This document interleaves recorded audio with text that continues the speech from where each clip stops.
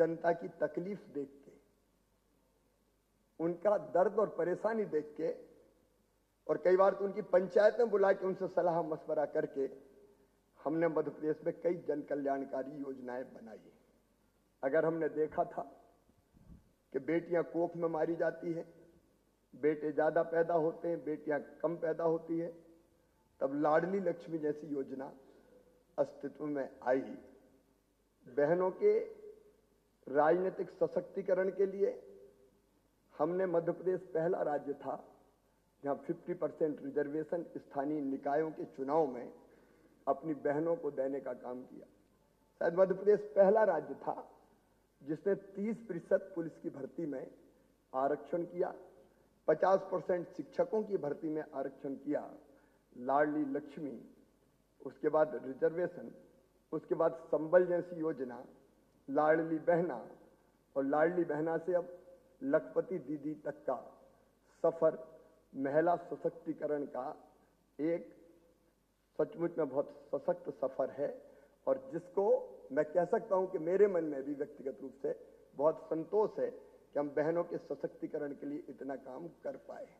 हमने देखा था बचपन में किसान की फसलें बिना पानी के सूख जाती थी, तो खेत में पानी देने के लिए सिंचाई को हमने हमारी प्राथमिकता में सबसे ऊपर रखा। और हम सब जानते हैं कि अगर मध्य प्रदेश की अर्थव्यवस्था पूरी तरह से बदली है, अगर 71,000 करोड़ से हम 13 लाख करोड़ पार हुए हैं, तो उसमें सबसे बड़ा योगदान है तो सिंचाई का योगदान है। शानदार सड़कों का जाल हो, या बिजली का उत्पादन हो, या फिर फ्लोटिंग सोलर पावर प्लांट लगाना हो, मध्य प्रदेश ने कई पहलें अपनी तरफ से की है।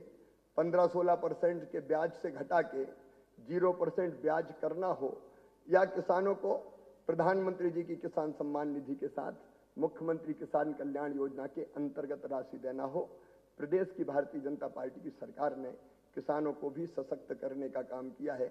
गरीब कल्याण के लिए चाहे जमीन के पट्टे हो, पक्का मकान हो, इलाज की व्यवस्था हो, चाहे बच्चों की शिक्षा का इंतजाम हो। मैं एक पहल का केवल और उल्लेख करूंगा, वो है सीएम राइज स्कूल। हमारे बच्चों को उच्च गुणवत्ता की शिक्षा देने के लिए हमने कल्पना की, और कोविड काल में हमने की थी कि बच्चों को अच्छे स्कूल चाहिए।